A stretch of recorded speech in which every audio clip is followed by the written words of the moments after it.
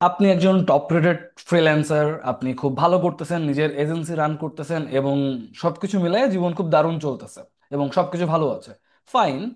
But আজকে যে বিষয়টা নিয়ে কথা বলবো সেটা আসলে আমাদের প্রত্যেকের একটু আগে থেকে চিন্তা করা উচিত। কেন চিন্তা করা উচিত সেটাও আসলে আমরা মনে করি যে বুড়া তো হবে, মানে পরে, বয়স তো এখনো আছে, বুড়ো তো হওয়ার দেরি আছে, তাহলে এখন এই সমস্ত নিয়ে চিন্তা করে লাভ কি? যখন ওই টাইমটা আসবে তখন দেখবো। বাট দ্য থিং ইজ, আপনি যদি এখন থেকে চিন্তা ভাবনা না করেন, এখন থেকে যদি প্ল্যানিং না করেন, তাহলে যখন আপনার ওই সময়টা আসবে তখন আপনি কাজ করে তখনকার সমস্যার সমাধান মেটাতে পারবেন তো? স্বাভাবিকভাবে তখন আমাদের শারীরিক সক্ষমতা বলেন, আমাদের মানসিক সক্ষমতা বলেন, সব দিক থেকে আসলে বয়স বাড়ার সাথে সাথে আমরা আস্তে আস্তে অবশ্যই সেই সবকিছু কমাইতে, মানে আমাদের সকল লেভেল কমতে থাকে, তাই না? আমাদের ক্রিয়েটিভিটি লেভেল বলেন, কাজ করার সক্ষমতা বলেন, সবকিছু কমতে থাকে। তো যেহেতু আমাদের আসলে সেই ক্যাপাবিলিটি কমতেছে, তাহলে স্বাভাবিকভাবে আমরা কিন্তু ওই টাইমে গিয়ে চাইলেও অনেক বড় কিছু করতে পারবো না। তাই যখন আমাদের সেই শক্তি আছে, সামর্থ্য আছে, তখনই আমাদের বেস্ট কাজগুলো আমাদের করে রাখা উচিত। এবং যদি আপনি সেটা করতে না পারেন তাহলে আপনি ব্যর্থ। এবং সেই ব্যর্থতার দায় যেন অন্যের উপরে, মানে হচ্ছে নিজের উপরে না বর্তায়, এবং আমি যেন অবশ্যই নিজেকে সেই জায়গা থেকে আগে থেকে তৈরি করতে পারি, তার জন্য আমাদের এখন বসে আমাদের রিটায়ারমেন্ট প্ল্যানটা করা উচিত। কেন? আপনি কোনো জব করেন না, আপনার সেরকম কোনো ব্যাকআপ নাই যেটা আসলেই আপনাকে ওই যখন আপনার বয়স 60 হবে তখন কি আপনাকে হয়তোবা অনেক বেশি রিটার্ন দিবে, এমন কোনো কিছু আপনার নাই, কারণ আপনি ফ্রিল্যান্সার। আপনি মুক্তভাবে কাজ করেন, আপনার কাজের কৈফিয়ত কাউকে দেওয়া লাগে না। সো আপনি আলটিমেটলি কোনো কিছু হয়তোবা নিজের জন্য করলেন না। এই ভুলটা যেন আমরা না করি। এবার কেন আপনাকে এখন করতে হবে সেটা বোঝার জন্য সব থেকে ইম্পর্টেন্ট যে ব্যাপারটা হচ্ছে তা হচ্ছে, আপনি যদি 25 বছর বয়সে শুরু করেন, তার থেকে 24 বছর বয়সে শুরু করা বেটার, তার থেকে 23 বছর বয়সে শুরু করা বেটার, তার থেকে 18 বছর বয়সে শুরু করা বেটার। রিটায়ারমেন্ট প্ল্যানের কথা বলছি, কারণ আপনি যত দীর্ঘ সময় ধরে রিটায়ারমেন্ট প্ল্যানিং এর জন্য কাজ করবেন, আপনি তত বেনিফিটেড হবেন আপনার ওই রিটায়ারমেন্টের সময়ে যে অ্যামাউন্টটা পাবেন সেই দিক থেকে। এবার আপনি বলতেই পারেন যে ভাই আমার তো বয়স এখন 30, আমার বয়স এখন 35, 40, তাহলে আমি কিভাবে এখন থেকে প্রিপারেশনটা নিব? এটা মনে হইতেই পারে। বাট দ্য থিং ইজ, আপনার বয়স 35, ওকে ফাইন, আপনি এখনই শুরু করেন। 40 হওয়ার আগে, 36 হওয়ার আগে এখন শুরু করেন, এটাই বেস্ট টাইম। ওকে। সো আমি চাইলে তো এখন বয়স 30, আমি চাইলে তখন 25-এ যাইতে পারবো না, 20-এ যাইতে পারবো না, তাহলে এই 30 থেকে আমি শুরু করব। সো রিটায়ারমেন্টের জন্য কি কি বিষয় মাথায় রাখতে হবে চলেন আমরা একটু ডিসকাস করি। এটা আমাদের আসলে প্রত্যেকের বোঝা উচিত, চিন্তা করা উচিত, আমরা চিন্তা করি না আসলে। আমাদের এত ব্যস্ততা, এত দৈনন্দিন জীবনের এত চাকচিক্য, সবকিছুর মাঝে ওই সময়টার কথা চিন্তা করবেনই বা কি করে, তাই না? সেই জায়গাটাই তো আমাদের নাই এখন। এখন আপনার সন্তান যদি সুসন্তান হয়ে থাকে সেক্ষেত্রে হয়তো বা তারা আপনাকে ব্যাকআপটা দিবে, বাট যদি না হয়, তার তো কোনো গ্যারান্টি আপনি দিতে পারেন না যে আপনার সন্তান আসলেই সুসন্তান হবে। আপনি আপনার জায়গা থেকে সর্বোচ্চ চেষ্টা করতে পারেন, বাট সে তার জীবন কিভাবে চালাবে, সে আপনাকে কিভাবে, তার জীবন অবস্থায় সে আপনাকে কিভাবে দেখবে, এই বিষয়টা তো আমি অবশ্যই, আমি আপনি আমরা কেউই সেটা নির্ধারণ করতে পারি না। তো আমাদের এখন বসে আসলে চিন্তা করা উচিত, কারণ এখন আমার সেই শক্তিটা আছে, সেই সক্ষমতা আছে। তো চলেন আমরা একটু বুঝি যে আসলে আমরা কিভাবে প্ল্যানিংটা করব। প্রথমত আপনাকে যেটা বোঝা উচিত, আমার যেটা মনে হয় সেটা হলো, আপনি প্রথমে যেটা মাথায় রাখবেন সেটা হলো হোয়াটস ইউর অ্যাকচুয়াল নিডস।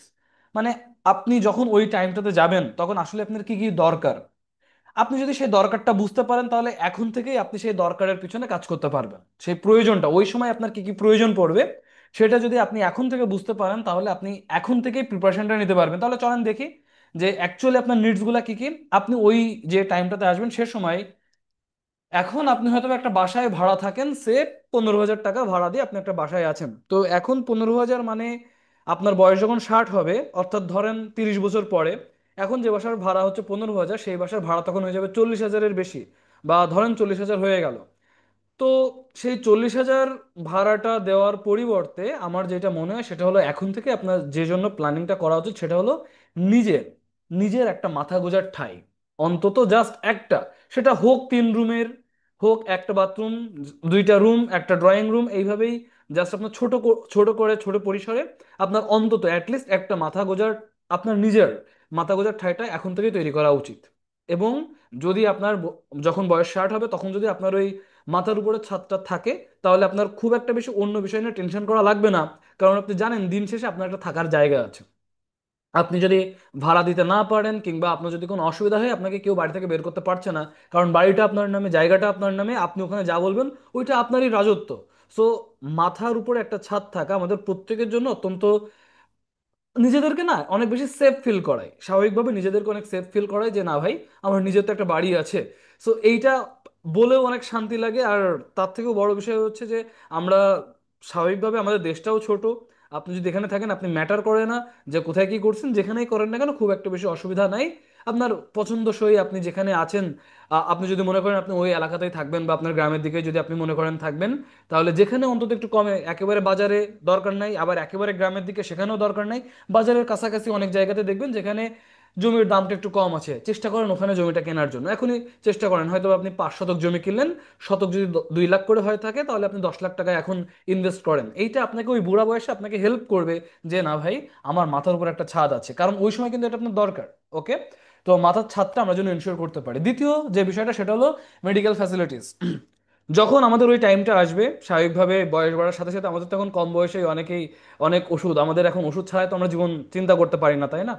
আর আমাদের এমনিতেও চোখের সমস্যা বলেন, মাজার সমস্যা বলেন, এগুলো তো লেগেই থাকে, এ তো আমরা জানি। অ্যান্ড ওই সময় গিয়ে স্বাভাবিকভাবে আমাদের মেডিকেল ফ্যাসিলিটিসগুলোরও প্রয়োজন পড়বে। তো সেই জায়গা থেকে আমাদের দেশে যেহেতু সেইভাবে এখনো পর্যন্ত প্রতিষ্ঠিত কোনো এমন প্রপার ব্যাকআপ নাই যেখানে মেডিকেলের 100% রেসপন্সিবিলিটি কেউ নিবে, যদি থাকতো আমি অবশ্যই সেগুলোতে ইনভেস্ট করতে বলতাম। আমাদের ইন্স্যুরেন্স কোম্পানি যেগুলো আছে তারা লিমিটেড কতগুলা ডিজিজের ক্ষেত্রে আপনাকে সাপোর্টটা দিবে, বাট সকল ধরনের সাপোর্টটা দিবে না। আর নির্দিষ্ট যে ডিজিজের ধরেন হয়তো বা 20টা রোগ, হার্ট অ্যাটাক, দেন হচ্ছে হার্ট ফেইলার, দেন ব্রেন স্ট্রোক, দেন হচ্ছে ক্যান্সার, এই টাইপের হয়তো বা 20টা রোগের বিপরীতে আপনাকে মেডিক্লেম করার আপনাকে হচ্ছে একটা সেই ফ্যাসিলিটিস দিবে। কিন্তু তাও অ্যামাউন্টটা লিমিটেড থাকে, যে আপনার সকল কস্ট ওরা বিয়ার করবে ব্যাপারটা এমন না। অ্যামাউন্ট যে লিমিটেশনটা দেয় আসলে সেটা আমরা নিজেরাই ম্যানেজ করতে পারি। আপনাকে হয়তো বা 2 লাখ টাকার ব্যাকআপ দিল বা 5 লাখ টাকার ব্যাকআপ দিল, হয়তো আমরা নিজেরাই এটা করতে পারি। সো তার থেকে যেহেতু নাই, সেই কারণে আমাদের নিজেদেরকে আসলে মেডিকেল ফ্যাসিলিটিসটা আলাদা করে নিজেদের জন্য চিন্তা করা উচিত, কারণ ওই সময় আপনার মেডিকেল আপনার ওষুধের পিছনে একটা বড়সড় খরচ হবে। এর জন্য কি করবেন, আমি বলবো সেফ অপশনে চলে যান। এর জন্য সেফ অপশনটা কিভাবে, আপনি সঞ্চয়পত্র কিনেন।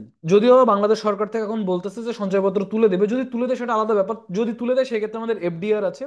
যদি না তুলে তাহলে আমরা অবশ্যই সঞ্চয়পত্রের দিকে যাব। সঞ্চয়পত্র করলে লাভ বা সুবিধাটা কি হবে, সঞ্চয়পত্র আপনি যে ব্যাংকেই করেন না কেন আলটিমেটলি এটা বাংলাদেশ গভর্নমেন্ট কর্তৃক আপনাকে আসলে এর সিলমোহরটা দেওয়া হচ্ছে, গ্যারান্টিটা দিচ্ছে বাংলাদেশ সরকার।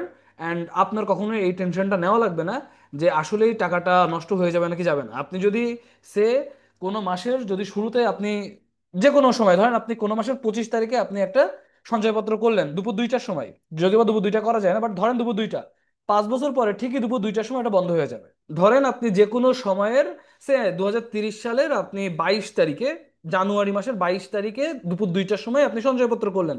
সিস্টেমটা হচ্ছে একেবারে ঠিক 2030 সালের 22শে জানুয়ারিতে যদি আপনি করেন, বা ধরেন 1লা জানুয়ারিতে করলেন, 2030 সালের 1লা জানুয়ারি, তাহলে 2035 সালের 1লা জানুয়ারিতে আপনি ঠিক যে কয়টার সময় করছিলেন ওই কয়টার সময় আপনার ওটা ম্যাচিউর হয়ে যাবে, আপনি ওইটা টাকাটা তুলে নিতে পারবেন। সুতরাং যদি আপনি সঞ্চয়পত্র করেন সরকারের ক্ষেত্রে যে টাইমটা ধরেন 5 বছর 3 বছর মেয়াদি যে সময়টাই হোক না কেন, আপনি ওই টাকাটা পাচ্ছেন। আর রিটার্নটাও মোটামুটি খুব একটা খারাপ পাওয়া যায় না, 900 টাকার আশেপাশে পাবেন।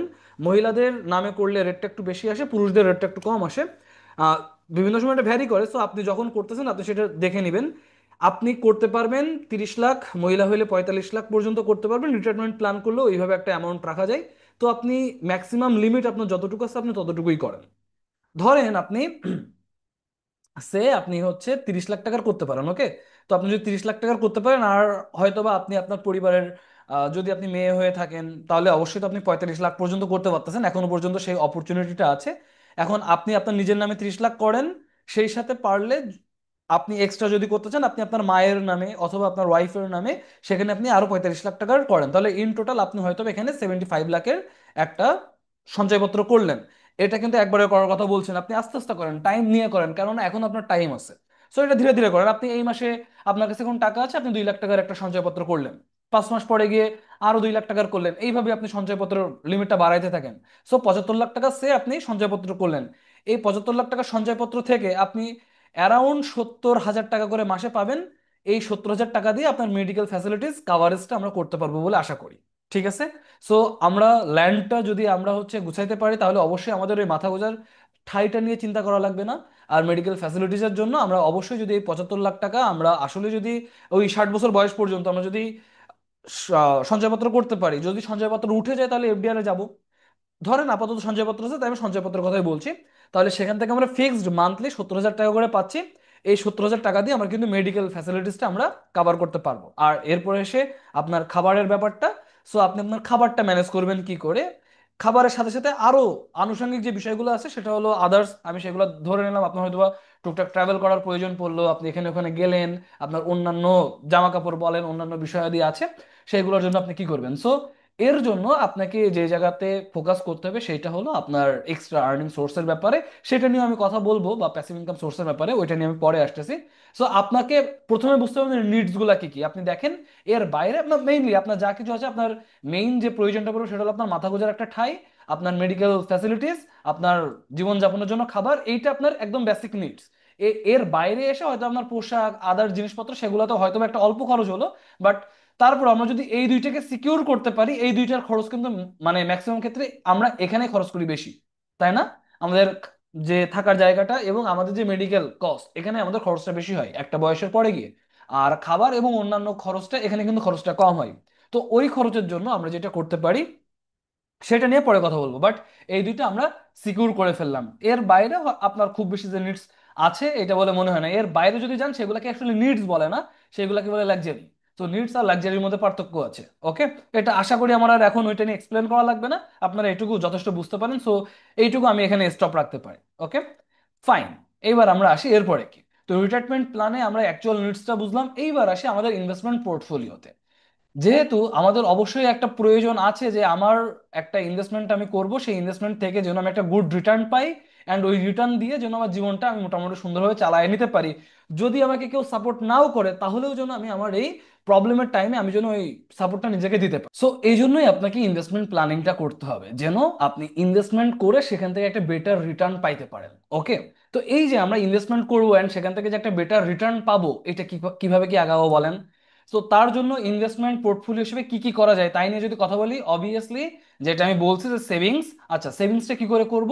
আমরা রেগুলার একটা অ্যামাউন্ট আমরা সেভিংস করতে পারি, অ্যান্ড সেই সেভিংস থেকে আমরা যেটা করতে পারি ওর এগেনস্টে আমরা ডিপিএস রান করতে পারি। ঠিক আছে, তো আমরা একটা সেভিংস করলাম, সে প্রতি মাসে আমি 10,000 টাকা সেভিংস করব, ওইটা মেইনলি আমি ডিপিএস এর মধ্যে দিয়ে দিব। তাহলে কি হচ্ছে, ওই ডিপিএস থেকে আলটিমেটলি হয়তো বা ডিপিএসটা 3 বছর, 5 বছর কিংবা 10 বছর মেয়াদি করলাম। যদি 10,000 টাকা একটা সেভিংস করি তাহলে 10 বছর পরে আনুমানিক আমরা 10 লাখ মতো টাকা পাবো। সরি, 20 লাখ মতো টাকা পাবো যদি আমরা হচ্ছে 10,000 টাকার একটা ডিপিএস করি। যদি আপনি মান্থলি 10,000 টাকা একটা ডিপিএস করেন, 10 বছর পরে আপনি সেখান থেকে অ্যারাউন্ড 20 লাখ পাবেন। 20 লাখ ফুল পাবেন না, বাট 20 লাখের কাছাকাছি পাবেন 10 বছর পরে। ওই 20 লাখ টাকাটা আমি কিন্তু তখন ওইটা দিয়ে সরাসরি আমি হচ্ছে অলরেডি আপনাদেরকে কথা বলছি কি নিয়ে, সেম সঞ্চয়পত্র নিয়ে। আপনি ওই 20 লাখ টাকা তখন সঞ্চয়পত্র নিতে পারেন। ঠিক আছে, এর বাইরে আপনি বলতে পারেন যে হচ্ছে আমি ডিপিএস করলে টাকাটা তো ভাঙতে পারবো না, তাহলে সেই ক্ষেত্রে কি করতে পারি, সেক্ষেত্রে এফডিআর করতে পারি। এফডিআর গুলো সাধারণত স্বল্প মেয়াদী হয়ে থাকে। মানে আপনি দীর্ঘদিনেরও করতে পারেন, বাট আমরা স্বল্প মেয়াদী এফডিআর গুলা করবো, 3 মাস মেয়াদী গুলা। সো 3 মাস পর পর অটো রিনিউ হবে, বাট আমরা একটা লভ্যাংশ পাবো। তো সেই ক্ষেত্রে কি হচ্ছে, আমি সে আমার ইমার্জেন্সি ফান্ড হিসেবে আমি 5 লাখ টাকা ব্যাংকে রাখছি। এই 5 লাখ টাকা আমি যদি ব্যাংকে রাখি, তাহলে 3 মাস অন্তর আমি ওই 5 লাখ টাকা থেকে হয়তো বা 15,000 টাকা করে পাচ্ছি। ঠিক আছে, 3 মাস অন্তর অন্তর যদিও বা 15,000 পাবো না, বাট ধরেন 15,000 পাচ্ছেন, তাহলে ওইটা কিন্তু আপনার এক্সট্রা প্রফিট হচ্ছে। এটা যদি আপনি আপনার কোনো একটা সেভিংস অ্যাকাউন্টে রেখে দিতেন তাহলে কিন্তু এটা আপনি পাইতেন না। ব্যাপারটা কি হচ্ছে বুঝেন, সেভিংস অ্যাকাউন্টে যে টাকাটা আমরা রাখি সেখানে কিন্তু একেবারেই প্রফিট সেভাবে কোনো কিছু দেয় না।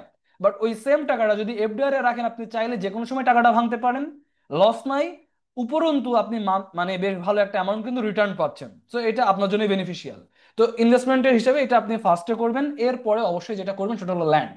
প্রথমত আপনার মাথা গোঁজার ঠাই, যদি পারেন ওর বাইরে এক্সট্রা ল্যান্ডও কিনেন। ঠিক আছে, মাল্টিপল ল্যান্ড কিনেন। কেন, আপনি এক খণ্ড জমি কিনলেন, এই জমিতে আপনি ধরেন 100টা নারকেলের গাছ লাগাইলেন। ঠিক আছে, নারকেলের চারা লাগাইলেন।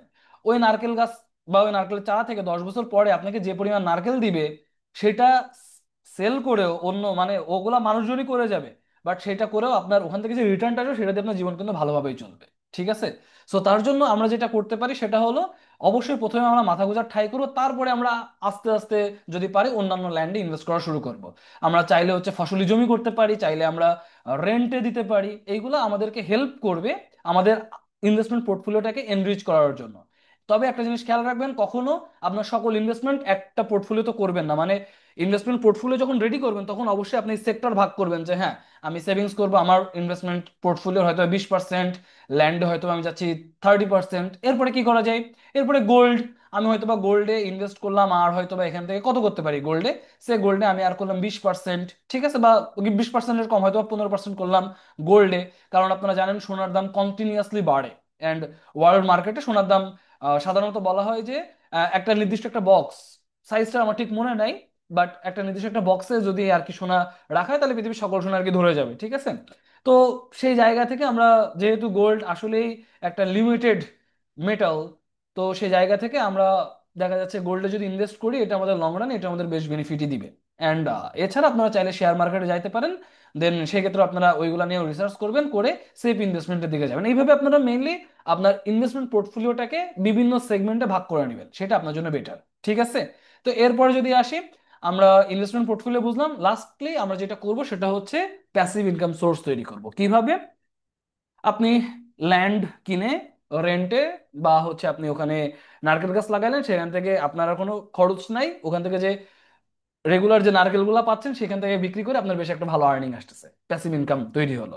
আপনি গাড়ি কিনে সেটা ভাড়ায় দিয়ে দিলেন, প্যাসিভ ইনকাম হলো। আপনি বাড়ি বানিয়ে সেখানে বাসা ভাড়া দিলেন কিংবা দোকান ভাড়া দিলেন, প্যাসিভ ইনকাম হয়ে গেল। সো এভাবেই মাল্টিপল উপায়ে আপনি প্যাসিভ ইনকাম সোর্সগুলো রেডি করতে পারেন, অ্যান্ড এই প্যাসিভ ইনকাম সোর্সগুলো আপনাকে মূলত হেল্প করবে এই আপনার যে যে সময় আপনি আসলে রিটায়ার করে যাবেন তখন আপনার হয়তোবা এই যে মেডিকেল কাভারেজ আপনি পেয়ে যাচ্ছেন, হয়তোবা আপনি মাথা গোঁজার ঠাইটা হয়ে গেছে, টেনশন নাই, বাকি যে খরচটা এই খরচটা উঠে আসতে আপনাকে হেল্প করবে আপনার প্যাসিভ ইনকাম সোর্স।